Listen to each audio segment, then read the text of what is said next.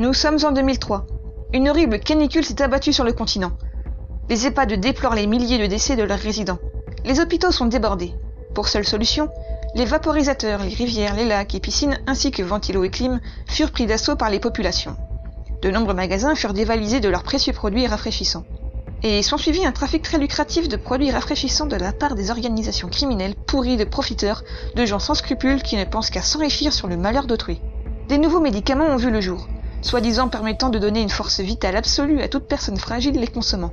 Bien évidemment, aucun laboratoire officiel n'en sont à l'origine.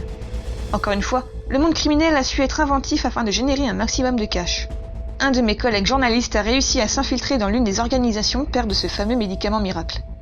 La recette ? Quelques milligrammes de weed, autant de fioul et de nicotine, puis une grande quantité de sucre et un petit peu d'huile de lavandin pour faire passer le goût. Revendu à 15 € les 4 petits cachets, il y a de quoi s'en faire des dents en or lorsque la victime en devient addicte. La demande exponentielle d'appareils rafraîchissants a mis en PLS toutes les usines de fabrication.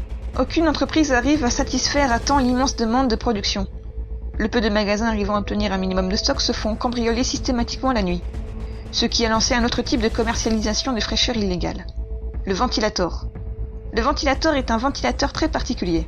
C'est un appareil conçu par des criminels avec des pièces de récupération plus ou moins douteuses. Un véritable mélange instable de ferraille et de plastique. J'ai récemment été envoyé sur un fait divers horrible lié à l'un de ces ventilators. Cela s'est passé la semaine dernière. Une famille n'en pouvant absolument plus de cette horrible et écrasante chaleur cède aux insistances des vendeurs de fraîcheur ambulants. Malgré la triste allure du ventilateur rouillé, chaque vis semblait être suffisamment bien fixée. Vous voyez la chose venir, n'est-ce pas ? Ces dernières étaient fixées comme il le fallait, du moins pour un simple ventilateur moteur classique. Comme je disais plus tôt, les ventilators sont des ventilateurs montés avec des pièces de récupération. Seulement, les criminels ne calculent guère les règles de sécurité. En effet, c'est en fin d'après-midi que le drame se produisit. Le couple et ses 2 enfants se sont installés à l'extérieur avec pour fraîcheur ce gros ventilator. Installés suffisamment éloignés de la famille pour éviter que ces jeunes enfants de 5 et 10 ans ne s'amusent à y mettre les doigts.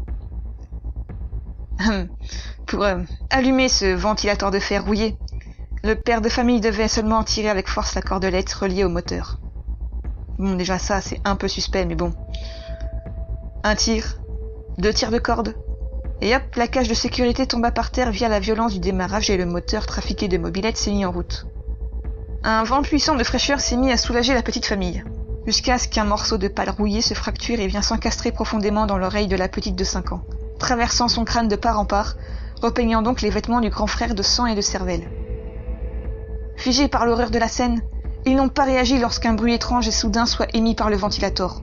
Le disque en ferraille pourri se décrocha du rotor à cause de l'excès de puissance de moteur et vient trancher en 2 le crâne du petit garçon avant de finir sa course encastré dans le mur de la façade de la maison.